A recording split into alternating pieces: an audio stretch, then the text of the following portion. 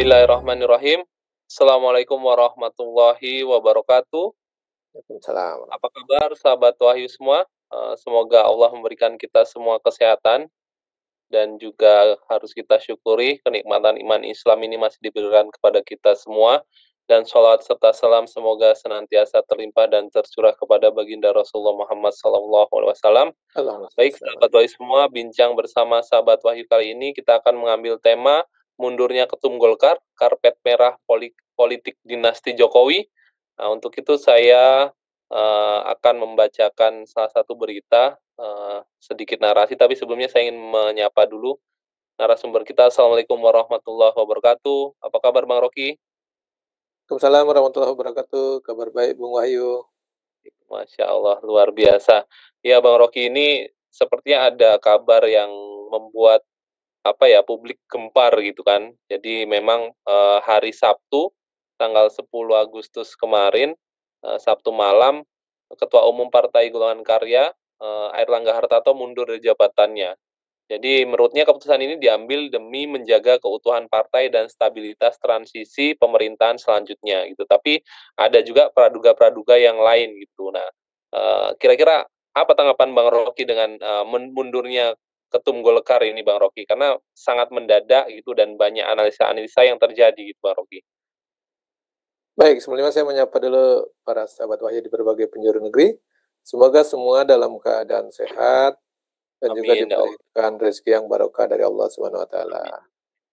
Nah, mundurnya Ketum Partai Golkar ini fenomena yang menarik dalam peristiwa politik di negeri ini karena harus kita nilai dulu profiling Partai Golkar. Dia begitu menarik karena dia pemenang kedua posisinya dalam pemilu kemarin. Jumlah suaranya lebih 23 juta. Dia sekitar 15% menguasai suara tersebut. Kemudian jumlah kursi di DPR juga sampai 102, cukup besar. Jadi kalau kita lihat ini memang seksi ya Partai Golkar, sangat seksi. Dia pemenang kedua. Jadi kalau siapa bisa ikut mengendalikan Partai Golkar, maka dia punya potensi besar untuk ikut mengendalikan percaturan politik di negeri ini atau pengaruh politik di negeri ini sangat dipengaruhi oleh keputusan-keputusan partai besar itu. Gitu. Nah, apalagi kalau bisa menguasainya, sedangkan bisa mempengaruhinya saya sudah bagus, apalagi kalau bisa menguasainya. Saya pikir ini yang sangat menarik karena posisi partai itu sangat menentukan karena posisinya besar dan juga dia pemenang pemilu yang kedua, urutan kedua. Suara di parlemen juga cukup besar, 102 kursi. Saya pikir ini sangat menarik karena jumlah kursi sekitar 580, dia udah 100 lebih. Hampir 20% sendiri kan dia kuasai itu. Nah, jadi kalau kita lihat ini posisinya begitu menarik. Nah, dengan kultur Partai Golkar yang selama keberadaan di Indonesia di Partai Golkar ini selalu ada dalam kekuasaan, pengalaman politiknya juga tinggi, kader-kadernya juga banyak berkiprah di pemerintahan dan kekuasaan, juga termasuk dalam praktek baik buruknya juga terlibat gitu.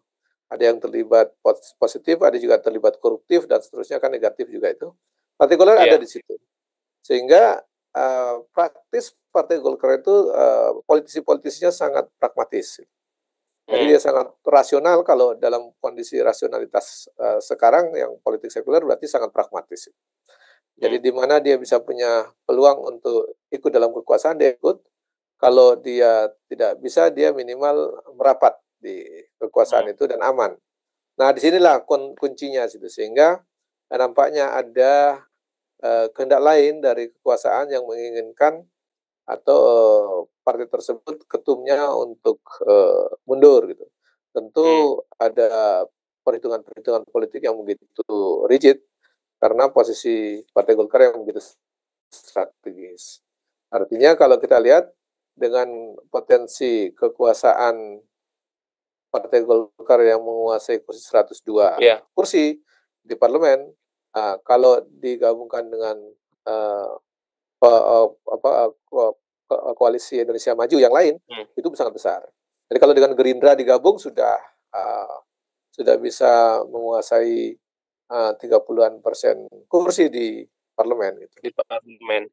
Iya, jadi kalau kita lihat cukup besar 2 itu saja. Artinya pemenang 2 dan 3 bergabung itu sudah bisa menegasikan pengaruh politik yang lain. Itulah menurut saya kenapa begitu pentingnya ada unsur cawe-cawe dari kekuasaan Iya, dalam hal ini untuk ikut mengatur dan mempengaruhi Partai Golkar, atau bahkan bukan sekedar mempengaruhi atau mengkooptasi, tetapi juga sampai ke taraf mungkin bisa akan menunggangi atau menggunakannya atau menguasainya. Begitu Bung Wahyu.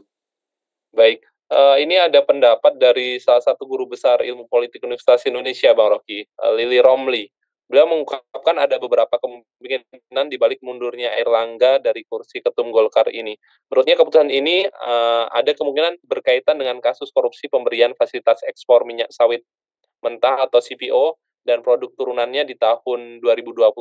Tetapi Lili juga melihat adanya potensi intervensi dari pihak luar atau eksternal Partai Golkar sehingga memberikan tekanan yang sangat besar dan lebih powerful sehingga mendorong Erlangga mundur secara tiba-tiba. Nah, apa pandangan Bang Rocky dengan pendapat dari guru besar ilmu politik Universitas Indonesia ini, Bang Rocky?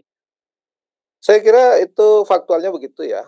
Mungkin dia memandang bahwa adanya titik lemah dari ketua umum Partai Golkar tadi, mungkin ada kebijakan dia atau tersangkut dengan kasus yang terkait dengan dugaan korupsi atau dugaan penyalahgunaan kewenangan dan seterusnya.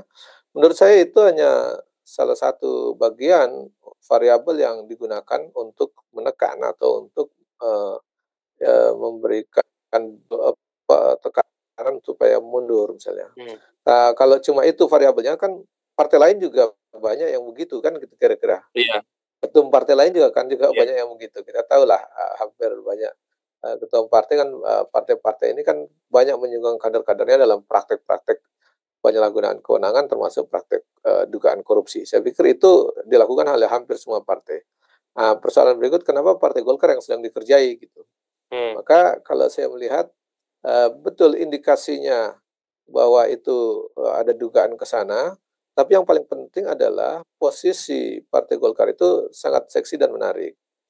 Hmm. Kedua, memang di tubuh Partai Golkar ada isu untuk melakukan munaslup supaya ketua partainya Iya. mundur ataupun digantikan.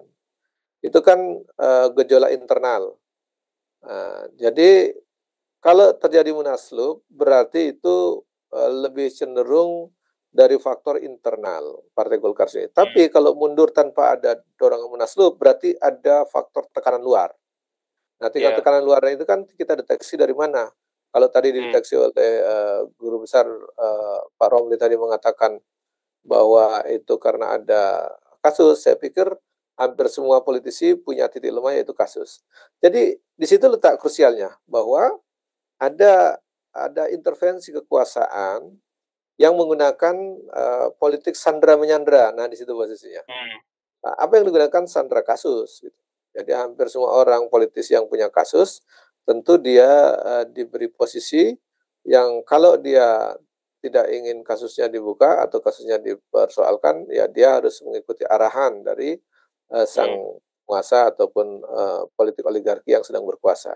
Harus minimal mengikuti arah politik oligarki yang sedang berkuasa. Jadi ketum partai ini rata-rata semua tersandera dengan berbagai kelemahan dia atau kelemahan dia baik berupa kesalahan dalam konteks kasus maupun dalam konteks kebijakan yang lain.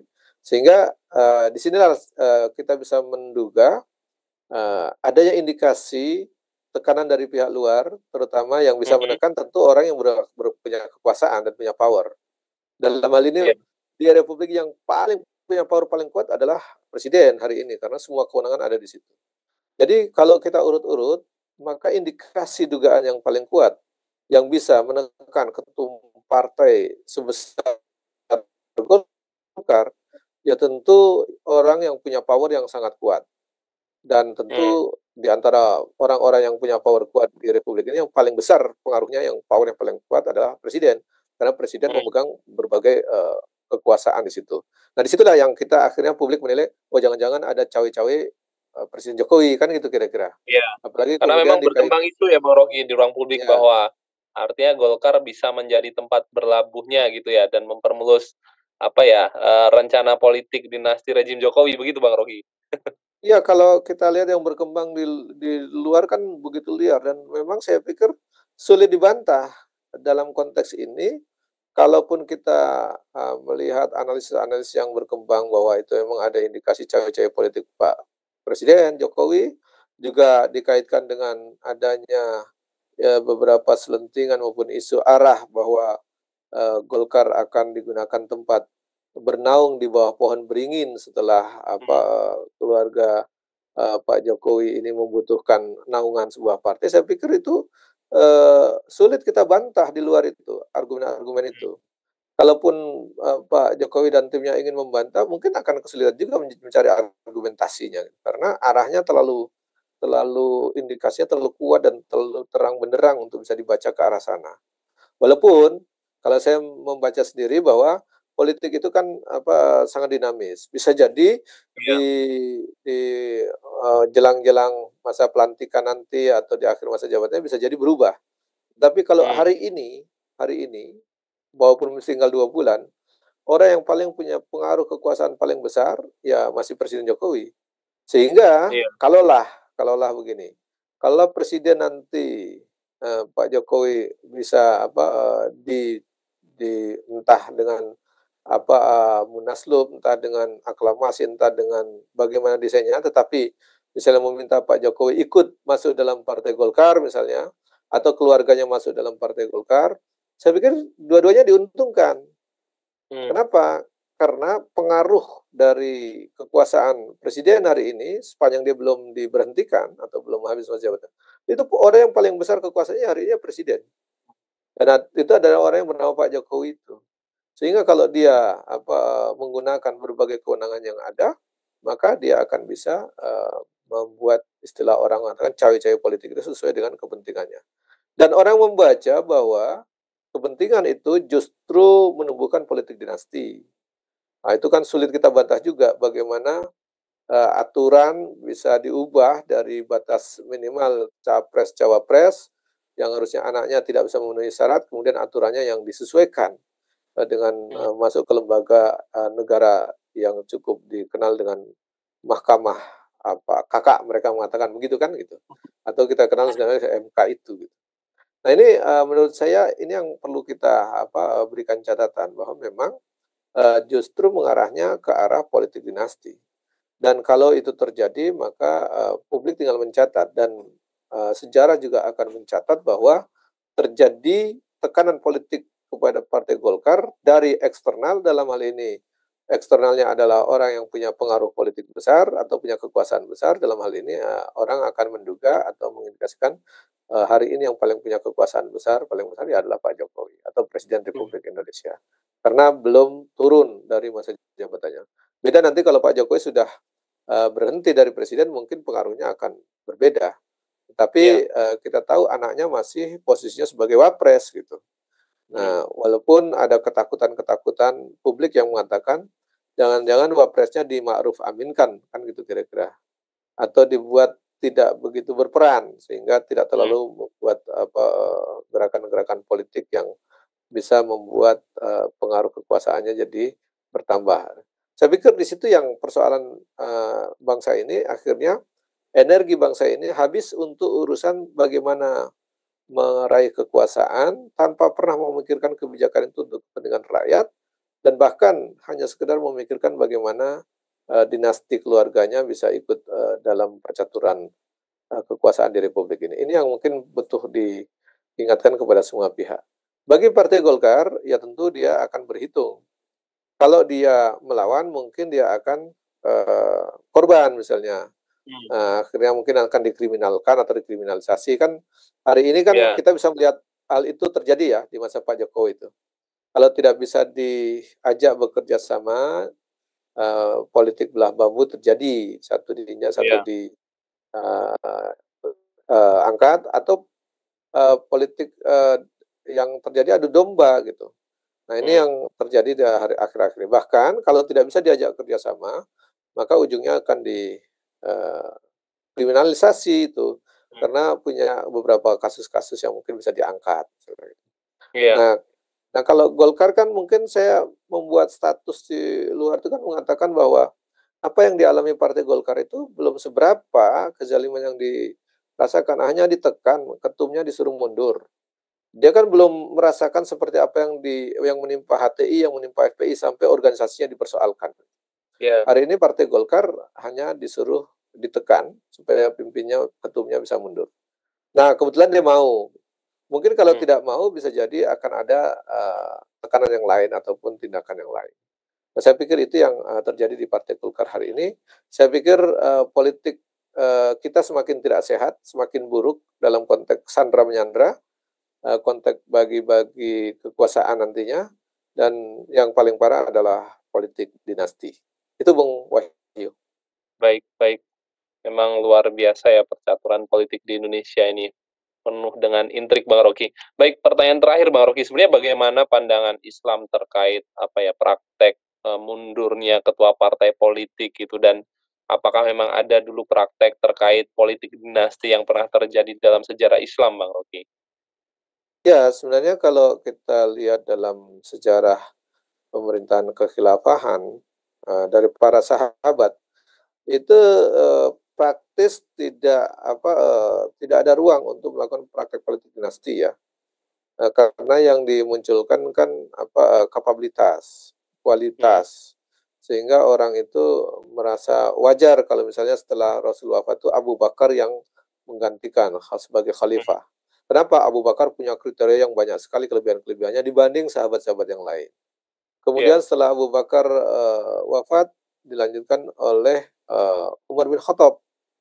Nah, Umar bin Khattab juga para sahabat yang lain tidak mempersoalkan. Kenapa? Karena beliau, dianggap yang terbaik di antara yang ada saat itu. Jadi memang Iya. nampak kapasitas atau kapabilitas. Nah, yang menarik itu di masa Umar bin Khattab itu, anak yang bernama Abdullah bin Umar, itu kan didorong untuk maju dijadikan gubernur di, Mesir misalnya. Tapi kan Iya. Umar bin Khattab tidak mau gitu, walaupun banyak yang mendorong bahwa Abdullah bin Umar tuh kapasitasnya bagus gitu. Iya. Hafalan hadisnya banyak, ilmunya tinggi dan seterusnya. Tapi Umar bin Khattab tidak memberikan ruang. Bahkan di akhir akhir masa kekuasaan Umar bin Khattab, banyak juga yang mengusulkan agar, anaknya Abdullah bin Umar ikut dalam bursa kandidat kandidat, khalifah untuk Khalifah. menggantikan Umar. Tapi Umar dengan tegas menolak, tidak boleh anaknya dicalonkan dan tidak boleh anaknya terlibat dalam urusan pemerintahan kekuasaan kekhilafahan waktu itu.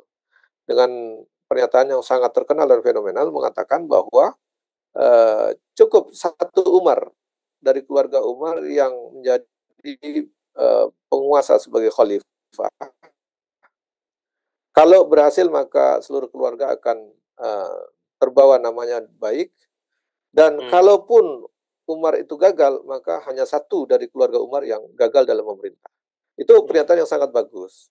Artinya memang tidak mendorong untuk terjadi, aji mumpung, anaknya Iya. bisa didorong untuk jadi gubernur atau jadi khalifah. Saya pikir ini catatan sejarah yang begitu bagus untuk kita jadikan teladan, apalagi beberapa orang yang mengatakan kan, mengidolakan Khalifah Umar gitu. Jadi mirip Khalifah Umar, ada yang mengatakan begitu kan pemimpin kita, tapi, Hmm. karakter-karakternya agak berbeda jauh lah kalau menurut saya. Nah ini yang di masa kekhilafan itu ada praktek-praktek seperti itu. Nah mundurnya seorang pemimpin, entah partai, pemimpin ormas, pemimpin pemerintahan dan apapun namanya, itu sebenarnya tidak sesuatu yang tabu Hmm. dalam Islam itu. Jadi, biasa saja diganti di tengah jalan, diganti di posisinya, itu jadi, hal yang biasa saja dan tidak baper mestinya gitu. Iya. Kita pernah punya catatan sejarah itu yang panglima yang paling baik kala kala itu adalah, Khalid bin Walid. Iya. Kemudian di peperangan dia hampir semua peperangan dia ikut, dia memimpin dan memenangkan. Tetapi dia diganti gitu di masa Khalifah Umar. Cuma Khalid bin Walid tidak baper. Dia Hmm. digantikan, dia pun tetap mengatakan, "Saya tetap akan berperang, karena saya berperang karena Allah, bukan berperang karena Umar." Gitu. Nah, ini Hmm. menurut saya juga, biasalah punya jabatan dimundurkan atau dan seterusnya. Hanya memang terkait dengan Partai Golkar ini, mungkin mundurnya itu bukan karena kebutuhan organisasi, tetapi mungkin karena ada tekanan dan intervensi dari pihak lain atau pihak eksternal kalau tadi saya sebutkan. Kalau pihak internal tentu akan mendorong jadi munaslup atau Hmm. pergantian mekanisme partai, tapi ini kan didorong untuk mundur. Nah ini, menurut saya yang suatu fenomena yang menarik karena memang posisi, apa, mundurnya Ketua Partai Umum Golkar tadi memang posisi Partai Golkar yang, cukup seksi karena sebagai pemenang kedua pemilu, kursinya di DPR 102 dan cukup banyak, Hmm. dan pengaruh dari para politisi-politisi Golkar juga cukup banyak kader-kadernya yang baik, dan yang paling penting adalah karakter Partai Golkar sendiri itu tidak bisa jauh dari kekuasaan. Sehingga ketika dia diminta mundur, dia akan berpikir daripada partainya terganggu atau teman-teman yang lain akan terpengaruh dari jauh dari kekuasaan, mending ketumnya yang mundur sehingga yang lain bisa mengikuti dan ikut dalam bursa kekuasaan nanti. Dan kita bisa prediksi kemungkinan Partai Golkar akan ikut dalam kabinet ke depan. Hmm. Itu kemungkinan besarnya begitu. Ya, saya pikir itu Bung Wahyu yang menjadi catatan kita. Baik baik, Masya Allah, luar biasa analisa Bang Rocky terkait mundurnya ketum Golkar. Mudah-mudahan, materi ini bisa bermanfaat untuk kita semua, tapi sebelum kita tutup, kami ingin mendengarkan closing statement terkait tema kita, mundurnya ketum Golkar, karpet merah politik dinasti Jokowi. Silakan Bang Rocky. Jadi, mundurnya ketum Partai Golkar ini mengindikasikan kuat adanya tekanan dari pihak eksternal. Dan pihak eksternal itu yang bisa melakukan tekanan kepada partai besar seperti Golkar itu tentu punya kekuasaan yang besar. Di antara para penguasa politis yang punya kekuasaan besar hari ini, di antaranya adalah Presiden Jokowi. Tentu dalam hal ini publik akan bisa menilai kalau sekelas ketum partai Golkar tentu yang menekan tentu orang yang punya kekuasaan besar. Dan kalau itu terjadi, seandainya itu terjadi benar analisis itu, maka politik dinasti Jokowi tentu akan mulus karena uh, ke depan bisa saja menjadi tempat bernaung di bawah pohon beringin. Jadi di bawah pohon beringin yang rindang dia akan bernaung dengan nyaman. Mungkin hari ini tempat yang paling strategis kalau memilih di antara partai-partai itu untuk bernaung, saya pikir Golkar lah yang tempat yang paling pas karena dia besar, dia juga Hmm. punya karakter politisi-politisi yang dekat dengan kekuasaan, yang cukup pragmatis dalam hal ini, sangat rasional dan pragmatis untuk menerima tawaran-tawaran kekuasaan. Jadi saya pikir disitulah bertemunya titik kesamaan kepentingan antara pihak yang menginginkan Partai Golkar maupun pihak yang diminta untuk mundur. Dan kalaulah Partai Golkar akhirnya jadi tempat bergabungnya keluarga Pak Jokowi, saya pikir Partai Golkar tetap akan diuntungkan karena pasti ada pengaruh dari eh, kekuasaan yang ada cukup masuk ke dalam Partai Golkar sehingga Partai Golkar tetap punya posisi yang cukup bagus dalam kekuasaan. Saya pikir di situ yang menjadikan Partai Golkar tetap ingin berada dekat-dekat dengan kekuasaan. Dan ini catatan kita mestinya, nah ini mungkin catatan saya yang terakhir ini, Iya. mestinya kalau saja mau ada perubahan yang signifikan, ingin menggagalkan terjadinya politik dinasti atau meminimalisir terjadinya politik dinasti, mestinya terjadinya perlawanan para pimpinan partai besar. Hmm. Nah, itu kalau para partai tidak berpemikiran pragmatis. Misalnya Partai Golkar tidak mau mundur misalnya. Tentu akan terjadi kekisruhan. Saya pikir kalau Iya. dia bisa menggalang partai-partai lain untuk meyakinkan bahwa saatnya kita tidak boleh ditekan-tekan dan mengaktifkan Hmm. demokrasi itu harus bisa berbicara bebas misalnya. Kemudian partai-partai yang lain ikut-ikutan semua, walaupun mungkin akan ada korban yang dikriminalkan, tetapi tentu akan ada perubahan yang signifikan. Persoalan Hmm. berikut adalah kita bisa melihat para politisi ini semuanya pragmatis, tidak pernah berpikir idealis untuk bisa melakukan perubahan yang berarti. Jadi kalau kita lihat ini justru akhirnya negara ini akan terus dikendalikan oleh kaum oligarki, bahkan politisinya akan tumbuh dengan subur politik dinasti. Dan ini Hmm. tidak bisa kita hindari, kita bisa melihat berbagai indikasi itu terjadi dan hari ini terus terjadi. Begitu Bung Wahyu. Baik baik, Masya Allah Bang Rocky. terkait analisa-analisanya. Mungkin nanti kita tunggu bagaimana fakta ke depannya, apakah memang ini karena masalah internal belaka, atau memang ada tekanan-tekanan dari luar yang, Bang Rocky sampaikan tadi, dan mudah-mudahan ini juga bermanfaat untuk sahabat Wahyu semua. Eee, saya ucapkan terima kasih banyak kepada Bang Rocky dan sahabat Wahyu semua. Insya Allah kita bertemu lagi dalam bincang bersama sahabat Wahyu dengan tema yang insya Allah lebih menarik lagi. Saya undur diri. Apabila ada kesalahan saya mohon maaf dan kepada Allah saya mohon ampun. Assalamualaikum warahmatullahi wabarakatuh.